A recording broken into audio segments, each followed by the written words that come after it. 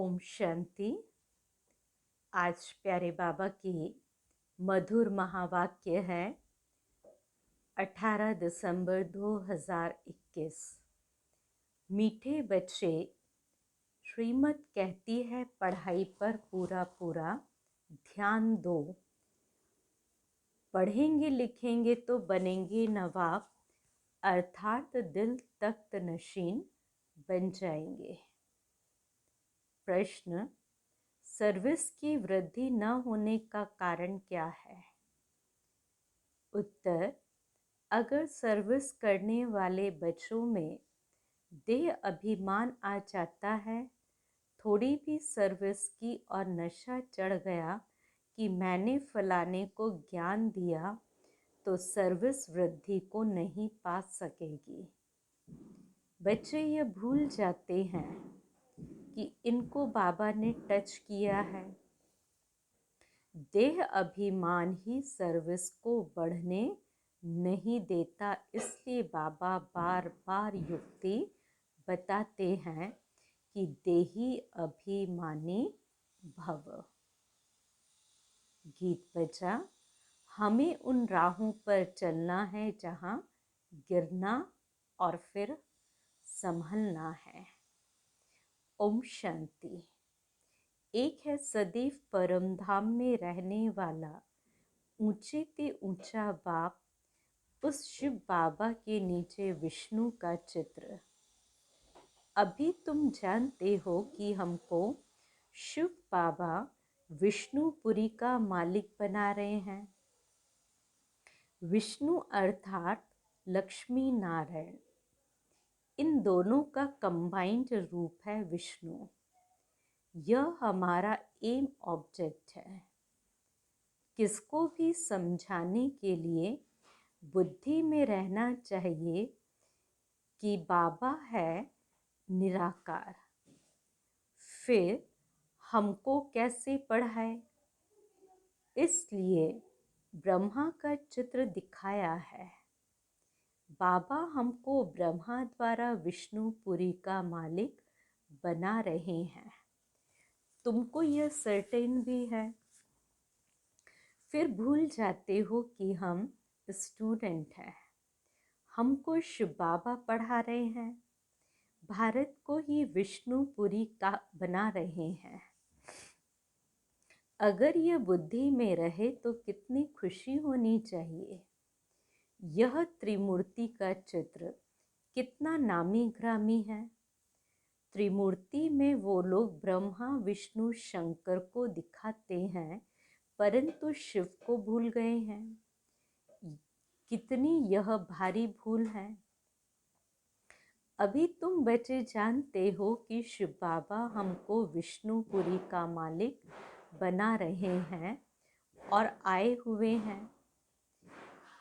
इनके बहुत जन्मों के अंत के जन्म के भी अंत में आकर प्रवेश करते हैं। बाबा आते ही भारत में हैं और भारत को ही फिर विश्व का मालिक बनाते हैं।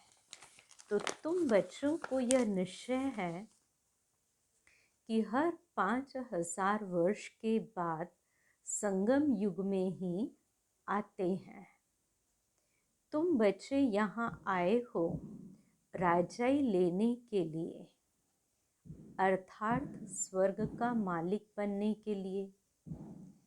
यह तो तुम बच्चों को मालूम है कि भारत में सिर्फ एक ही धर्म था। उस समय और कोई धर्म नहीं था, तो कितना नशा चढ़ना चाहिए और दैवी गुणों की धारणा भी करनी चाहिए। अगर बाप देखते हैं बच्चे दैवी गुण धारण नहीं करते हैं तो कहेंगे ना कि यह कोई कमबख्त है। पढ़ते नहीं तो मानो अपने पैर पर कुल्हाड़ा मारते हैं।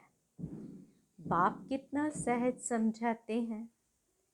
तुम जानते हो कि बाबा राजयोग सिखला रहे हैं, तो बच्चों को यहाँ ही दैवी गुण धारण करने हैं। सतयुग में चलकर तो नहीं करेंगे ना। जो धारणा करते और कराते हैं उनको खुशी भी बहुत रहती है। बाप है ही ऊंच ते ऊंच मूल वतन में रहने वाला। सूक्ष्म वतन वासियों को देवता कहा जाता है और यहाँ है मनुष्य। परमात्मा है सभी आत्माओं का बाप अथवा स्वर्ग का रचयिता। यह ज्ञान भी अभी तुमको मिलता है। तुम जानते हो कि हम भी पहले पत्थर बुद्धि थे। बाप द्वारा हम भी पावन बन रहे हैं। तो पहले पहले भारत में गॉड गॉडेस का राज्य था। उनको भगवती श्री लक्ष्मी और भगवान श्री नारायण का राज्य कहा जाता है।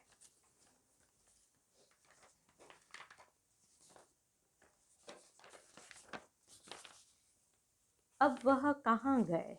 उन्हों को ऐसा किसने बनाया, यह न कोई बता सकेंगे और न यह बातें किसको ख्याल में ही आएगी। तुम जानते हो कि इस साकार सृष्टि में ही उन्हों का राज्य था। अभी भी वह भिन्न नाम रूप से यहाँ है। यह सब बातें जानने से बच्चों को बहुत खुशी होनी चाहिए कि बाबा हमको पढ़ाकर ऐसा बना रहे हैं। नंबर 1 हीरो हीरोइन यह है। सूक्ष्म वतन में भी तुम इन्हों को देखते हो। इन्हों को भी सर्टेन है कि यह बन रहे हैं। नॉलेजफुल श्री श्री इन्हों को पढ़ाकर ऐसा श्री लक्ष्मी नारायण बना रहे हैं। तो तुम इनके बच्चे भी गॉड गॉडेस बनेंगे। गॉड द्वारा तुम यह गॉड गॉडेस बन रहे हो, प्रजा भी बन रहे हो। परंतु उनको गॉड गॉडेस नहीं कह सकते, इसलिए उनको देवी देवता कहा जाता है। फिर भी मुख्य लक्ष्मी नारायण को गॉड गॉडेस कह देते हैं। इन्होंने सबसे ऊंच पुरुषार्थ कर यह पद पाया है। सभी को तो भगवान भगवती नहीं कहेंगे ना। नंबर 1 की ही महिमा गाई जाती है। सर्वगुण संपन्न और कोई धर्म वाले की यह महिमा नहीं है। कोई ऐसे भी नहीं कह सकते। यह तो बना बनाया ड्रामा है। पहले है ही दैवी घराना, फिर दूसरे धर्म वाले आते हैं। तुम बच्चों को भी पुरुषार्थ कराया जाता है। जिन्हों का पाठ है वही स्वर्ग में आएंगे और बाकी सब शांति धाम में चले जाएंगे। इसमें कोई का प्रश्न नहीं उठ सकता। अब मांगते भी हैं कि हमको शांति मिले। स्वर्ग को तो वह जानते ही नहीं। तो बाबा उन्हों की आश पूर्ण कर देते हैं और भारतवासी स्वर्ग को याद करते हैं, परंतु यह नहीं जानते कि स्वर्ग में लक्ष्मी नारायण का राज्य था। तो अब तुम्हारी बुद्धि में है कि हमको भगवान पढ़ा रहे हैं, भगवान भगवती बनाने के लिए। फॉरेन वाले तो शांति धाम को स्वर्ग समझते हैं, समझते गॉड फादर वहाँ रहते हैं। और तुम जानते हो हेवन अलग है और शांति धाम अलग है। तुम ही हेवन में आते हो। पहले शांति धाम और फिर सुख धाम, फिर दुख धाम और फिर शांति धाम में जाना है। यह खेल बना हुआ है। सब आत्माएं सतयुग में आए यह हो नहीं सकता। यह वैरायटी धर्मों वाला सृष्टि चक्र है। पहले सूर्यवंशी फिर दूसरे धर्म आते हैं, तो इस ड्रामा में फर्क नहीं पड़ सकता। वही हिस्ट्री ज्योग्राफी फिर रिपीट होती है, परंतु कैसे रिपीट होती यह आकर जानना चाहिए। सतयुग में तुम्हारा राज्य था, अब फिर सतयुग में जाने के लिए तुम्हारा कल्प पहले वाला पुरुषार्थ चल रहा है। तुम बच्चे हरेक धर्म के आदि मध्य अंत को जानते हो। क्रिश्चियन धर्म कब स्थापन होता, कैसे वृद्धि को पाता है, यह झाड़ में साफ दिखाया हुआ है कि नए नए जो आते हैं उनकी कैसे टाल टालियां निकलती हैं, उनके कितने पत्ते होंगे। बहुत थोड़े। प्रजापिता ब्रह्मा को ग्रेट ग्रेट ग्रैंडफादर कहा जाता है। पहले है देवी देवता धर्म, फिर और बिरादरियां निकलती हैं। अब अंत में झाड़ जड़ी भूत अवस्था को पाता है। मनुष्यों को इस सृष्टि रूपी झाड़ का पता ही नहीं। तुम जानते हो यह अनादि अविनाशी ड्रामा है। इसमें एक सेकंड का भी फर्क नहीं पड़ सकता। इस झाड़ की आयु भी एक्यूरेट है। यह मनुष्य सृष्टि रूपी बेहद का नाटक है। यहाँ हम आते हैं पार्ट बजाने।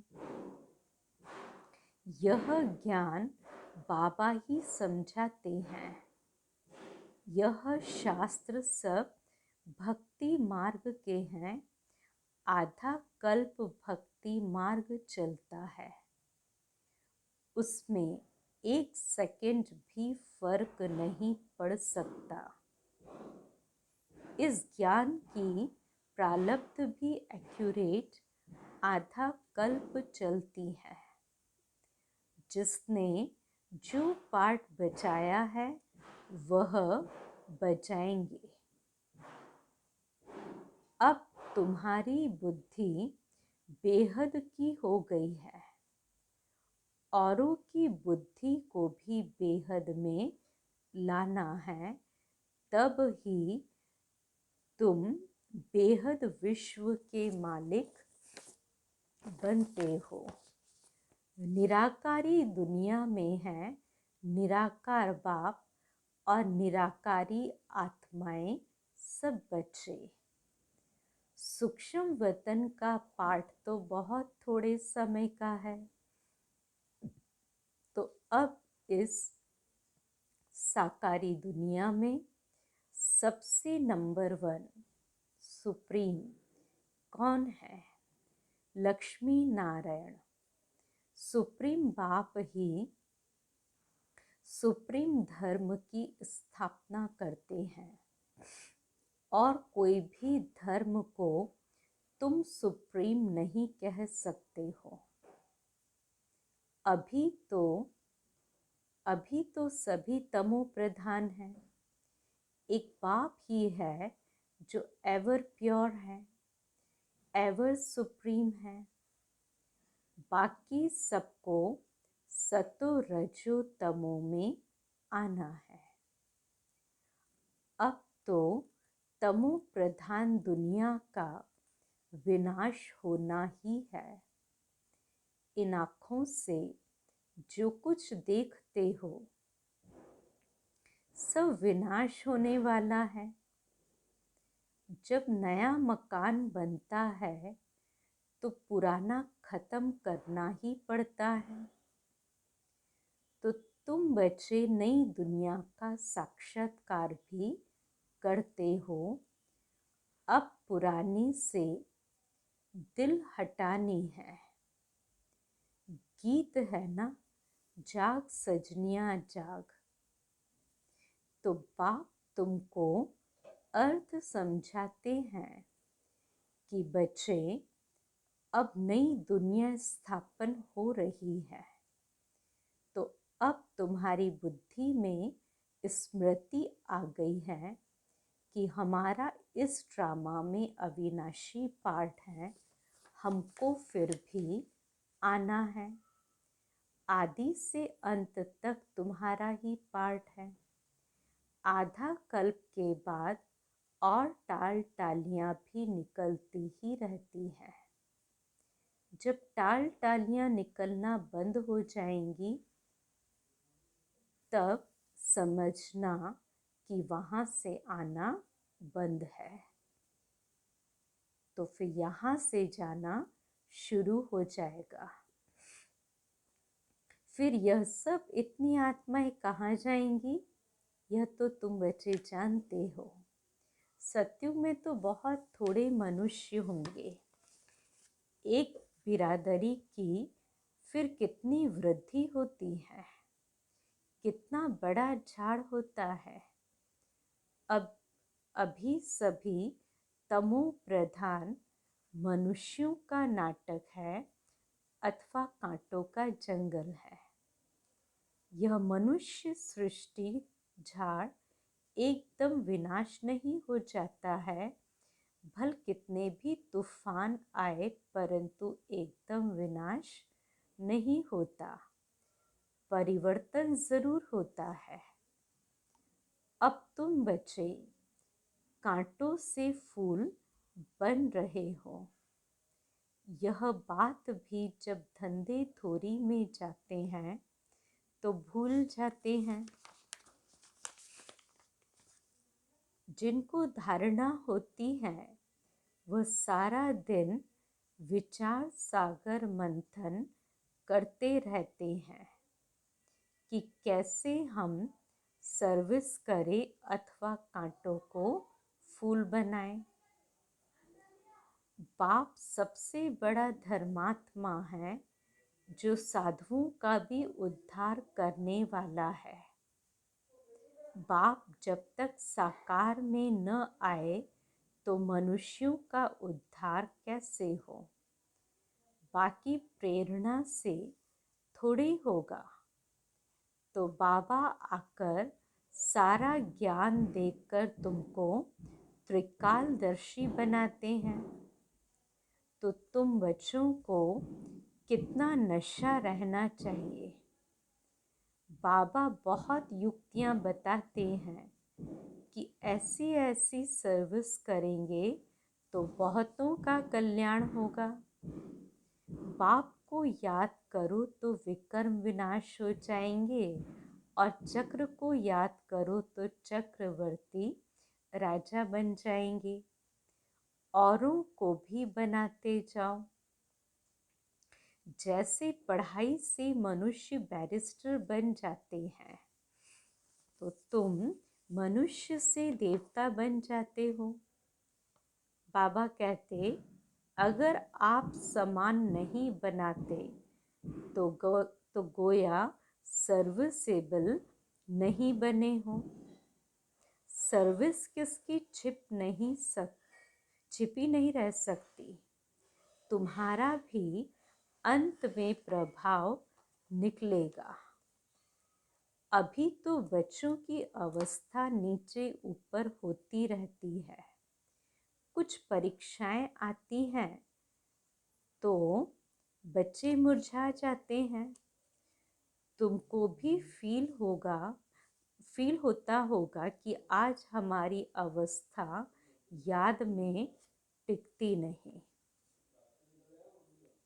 दशाएं भी बदलती रहती है ना। तो बृहस्पति की दशा उतरती है तो एकदम नीचे गिरा देती है।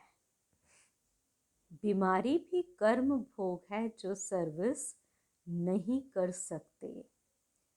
अभूल तो अंत में ही बनेंगे, परंतु सदैव यह नशा रहना चाहिए कि हमको परम पिता परमात्मा पढ़ा रहे हैं भगवान भगवती बनाने के लिए। अभी अगर फेल हुए तो कल्प कल्पांतर तुम्हारा ऐसा पाठ हो जाएगा। बाबा भी साक्षी होकर देख रहे हैं और अपने को भी देखना है कि हम क्या सर्विस करते हैं। कभी कभी माया बच्चों को थप्पड़ लगा देती है। श्रीमत पर न चलने के कारण माया बार बार करके क्या करती है, मुर्दा बना देती। आज बाबा कहते कि बार बार मुर्दा बना देती, सर्विस भी फिर नहीं कर पाते। अब मुर्दा सर्विस कैसे करेगा, जीवित हो तो करे। नहीं तो देख भी रहे हो कि माताएं कितनी सर्विस करती है। कोई कोई तो देह अभिमान में आकर कहते हैं कि हमने इनको ज्ञान दिया, ये भूल जाते हैं कि बाबा ने इनको टच किया है बच्चों का नाम बाला करने के लिए। देह अभिमान होने के कारण जो सर्विस होनी चाहिए वह नहीं हो पाती है। फिर कहते हैं बाबा भूल हो गई।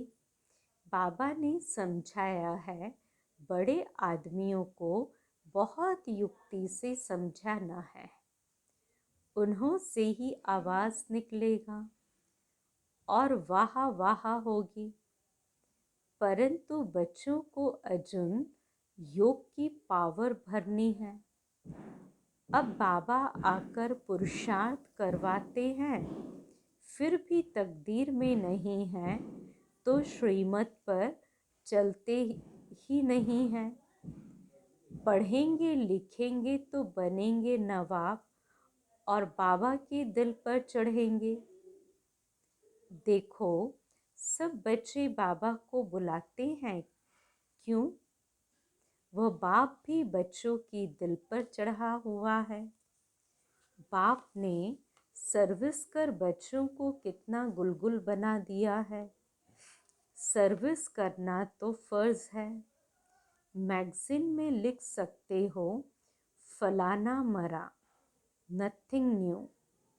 इस ड्रामा के राज को ब्राह्मण समझ सकते हैं, शूद्र तो कुछ भी नहीं समझ सकते हैं। उनको तो संशय आता रहेगा। मैगजीन से भी तुम समझा सकते हो। वह लेंगे पढ़ेंगे, अगर नहीं समझ में आया तो फेंक देंगे। अगर किसकी तकदीर में नहीं है तो तदबीर क्या करेंगे। फिर ज़रा भी धारणा नहीं कर पाते तो फिर दिल भी नहीं होगी कि ऐसे को यह मंत्र देवे। इसको कहा जाता है महामंत्र मन मना भव। अच्छा, अगर खुद नहीं याद करते हो तो दूसरों का तो कल्याण करो। घर घर में यह पैगाम दो कि बाप कहते हैं मुझे याद करो, पतित पावन मैं ही हूँ। सर्विस के लिए माथा फिरना चाहिए। अच्छा, मीठे मीठे सिकिलते बच्चों प्रति माता पिता बाप दादा का याद प्यार और गुड मॉर्निंग। रूहानी बाप की रूहानी बच्चों को नमस्ते। हम रूहानी बच्चों की रूहानी बाप दादा को याद प्यार, गुड मॉर्निंग और नमस्ते। धारणा की पहली पॉइंट, अपनी बुद्धि हद से निकाल बेहद में रखनी है, दूसरों को भी बेहद में लाना है। इस पुरानी दुनिया से दिल हटा लेना है। दूसरी पॉइंट, सदा खुशी में रहने के लिए धारणा करनी और करानी है। हमको भगवान पढ़ाते हैं यह नशा रखना है। आज का वरदान, तपस्या द्वारा अपने विकर्मों व तमोगुण के संस्कारों को भस्म करने वाले तपस्वी मूर्त भव। जैसे अभी ईश्वरी पालना का कर्तव्य चल रहा है, ऐसे लास्ट में तपस्या द्वारा अपने विकर्मों और हर आत्मा के तमोगुणी संस्कार व प्रकृति के तमोगुण को भस्म करने का कर्तव्य चलना है। इसके लिए सदा एक रस स्थिति के आसन पर स्थित हो अपने तपस्वी रूप को प्रत्यक्ष करो। आपकी हर कर्मेंद्रिय से देह अभिमान का त्याग और आत्म अभिमानी बनने की तपस्या प्रत्यक्ष रूप में दिखाई दे। स्लोगन, संस्कारों की टक्कर से बचने के लिए बालक और मालिकपन का बैलेंस रखो। संस्कारों की टक्कर से बचने के लिए बालक और मालिकपन का बैलेंस रखो। अच्छा, ओम शांति।